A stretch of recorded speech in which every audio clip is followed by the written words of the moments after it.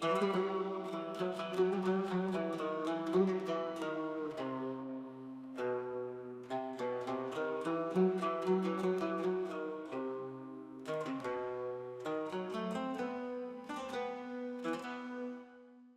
Alaikum Rahmatullahi wa Barakatuh. Dear listeners, welcome back to another episode of Reflections in Faith.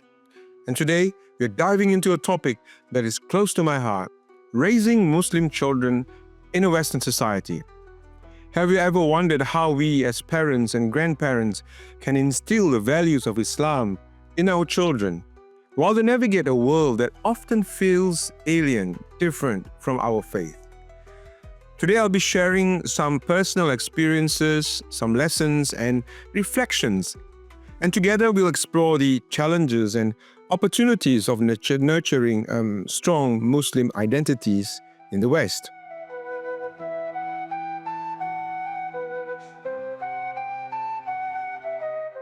When my family and I moved to Australia, my children were between the ages of 9 and 13. At that age, they were old enough to start forming their own perspectives about the world, but young enough to still need guidance. We decided to enroll them in the Australian Islamic College for primary school. Why, you might ask? Because we wanted to lay a foundation rooted in the Quran and Sunnah, a foundation that would guide them even if the winds of life took them in different directions. But of course, the transition wasn't without its challenges. Outside of school, they were immersed in a society where Islam wasn't the majority.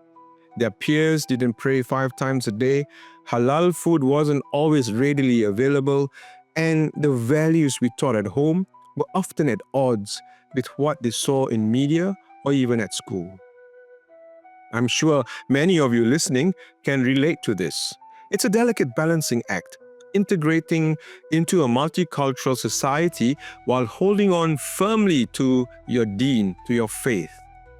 It's not easy, but let me share some of the lessons I've personally experienced and learned.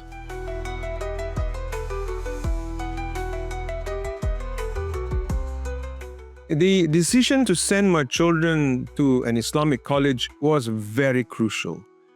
Those early years helped them understand the basics of Islam, the beauty of Salah, the importance of kindness, and the love for the Quran. After completing primary school, they transitioned to a public high school in Ocean Reef, which brought new challenges. I realized quickly that we needed to supplement their education.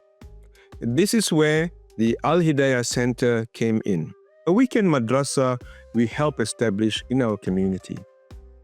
Here they learned from knowledgeable teachers and scholars who not only taught the Quran and fiqh, but also served as role models.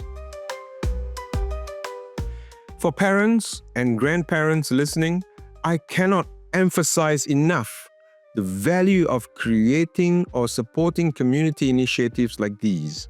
They serve as lifelines for our youth.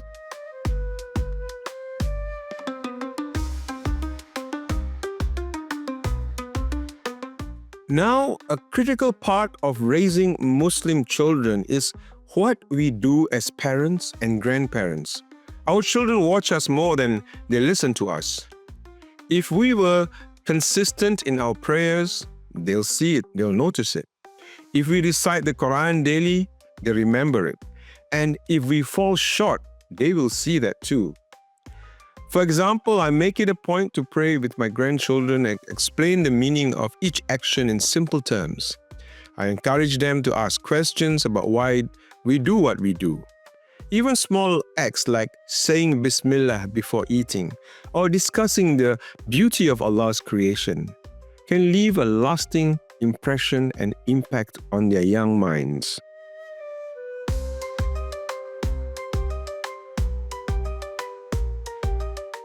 But what happens when our children encounter negative influences? This is inevitable in a society where Islam is not the majority faith.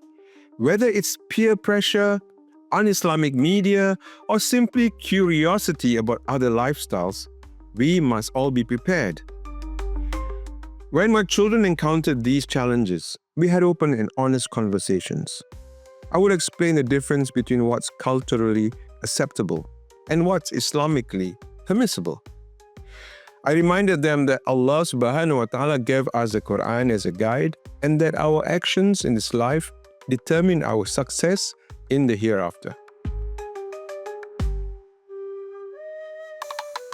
For example, when my children asked why they couldn't attend certain social events, I didn't just say because it's haram. I explained the wisdom behind avoiding situations that might compromise our values. It's about instilling understanding, not just rules.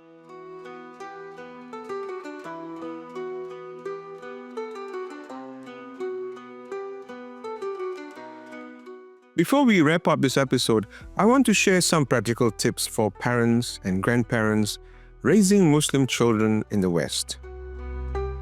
Firstly, create a strong routine at home. Dedicate time for family prayers, Quran recitation, and Islamic discussions. Secondly, connect your children with the Muslim community. Whether it's a madrasa, a youth group, or even masjid activities, these connections are invaluable. Thirdly, lead by example. Show them that Islam is not just a set of rules, but a way of life filled with beauty and purpose. Finally, be patient. Our role is to plant the seeds. The results are in Allah's hands.